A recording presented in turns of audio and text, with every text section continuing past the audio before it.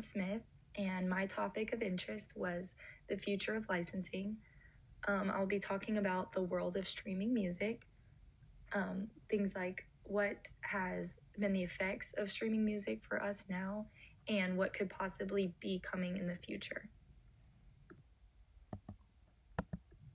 So, first, I want to mention the switch to the two-way communication. It started out as one-way communication where it was straight from the artist to the listener, and you would purchase songs from iTunes, and that's how you would listen to music. But there's a switch to the two-way communication where it's from the listener back to the delivery system, which is things like Spotify, Pandora, radio, Amazon Music, SoundCloud, Apple Music, and it would go then back to the listener. There's a shift in the business model for digital media, and there's a good metaphor that kind of tends to that, and it's like running water or electricity, basically saying that music's just going to be something that everyone has and everyone has access to. So where's the shift? The first one is from purchase model to consumption model, which is going from iTunes, purchasing a song, to just being able to consume music and stream it constantly. The second one is an increasing number and complexity of transactions. And the third one is consumers are able to produce and distribute their own music, which is something that would have been really hard to do before. Here's a quote that says, "My guess is that a few years from now, the streaming model will end up being entirely free, as that is what is in demand by consumers." And I will talk more about that in the next slide. Free streaming. The pros for consumers are that everyone has equal ability to listen and no one's excluded. You can also discover all types of music, and for copyright owners, there's no reason to download music illegally.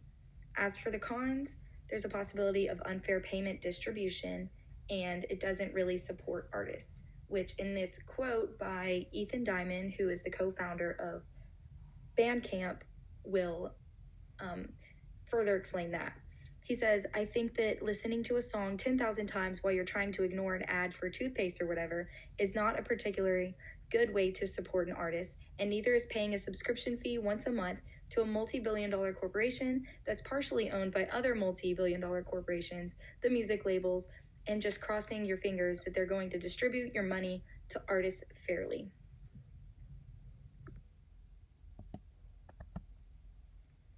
So nowadays, artists can self-distribute through streaming services, like uploading music to Spotify and SoundCloud, etc. They basically bypass traditional means of reaching the public, like a music publisher. Here's a quote that says, "The disintermediation of distribution has allowed artists to bypass record labels and offer their content directly to the public, either from their own websites or on iTunes via a number of technology companies who will distribute the artist's recordings for relatively low fees." So nowadays, artists can just send their music straight to consumers, which is a big change, and it has low fees. And I'll talk more about the pros of this in the next slide. So assuming that you have a PRO, here's the pros of self-distributing through streaming services.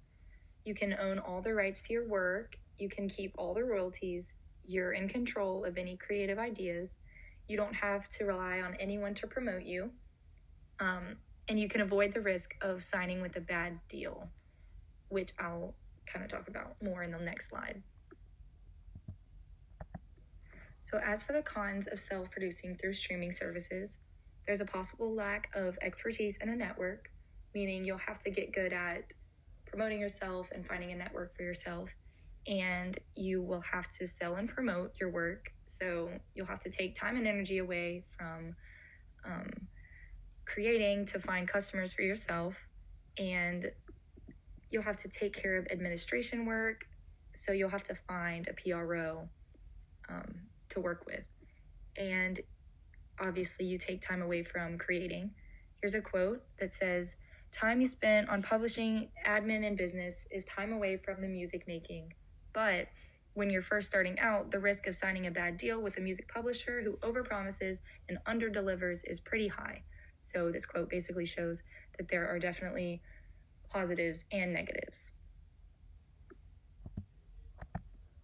So now I'm going to talk about promotion and marketing during the streaming age. Here's a good question. In a world where music flows like running water and electricity, what becomes of promotion and marketing? What are the objectives, and who will be in the best position to serve songwriters and recording artists? So this is when we have traditional marketing, internet advertising, and social media marketing to help out with that. So obviously we'll still have live performance, and we will still have traditional advertising to help out with seeking opportunities, and same with public relations. So that is for traditional marketing. And then internet advertising is definitely growing. We've spent $356 billion in 2020, and it's projected that we will spend $460 billion by 2024. So it's definitely growing, and people are definitely starting to market themselves on the internet. Same with social media. It's efficient and can reach a ton of people, and I'll talk more about that in the next slide. Using social media to self-promote has been really helpful for artists to advertise their music, and will definitely be really helpful in the future if music publishers aren't as prevalent. So social media is definitely efficient because you don't have to use that much of time, and it's pretty easy, and it can reach a ton of people. Instagram recently passed 1 billion active users, while Facebook boasts 2 billion daily active users themselves. These numbers blow the likes of SoundCloud and Bandcamp out of the water. So this is basically saying that you can't just put your music out there, you actually have to promote it in a very good way is through social media. There are many helpful features on social media, like bios especially, because you can add your profile picture and your latest album, singles, and your tour dates. And the picture on the right is like a Facebook event that you can put. If a venue did not do its job and promote you, you can have that going on so people online can watch. On Instagram, there's also a feature that you can promote your posts, which is really helpful. An example of someone who successfully used social media to help get a following is Tila Tequila, and she used the unsigning recording artist category of MySpace, and she got 30 million views and has been able to get record deals, a clothing line, a cell phone endorsement, and a book publishing agreement. So I'm going to talk about the E.C. Mills suggestion and the effects of improving technology, like streaming services. There's a quote or a question: if music did indeed flow like water or electricity, or could simply be carried around in your pocket, will the exclusive rights accorded to owner of copyright cease to have any practical effect? So basically, the lines may be blurred regarding copyright and the rights to songs.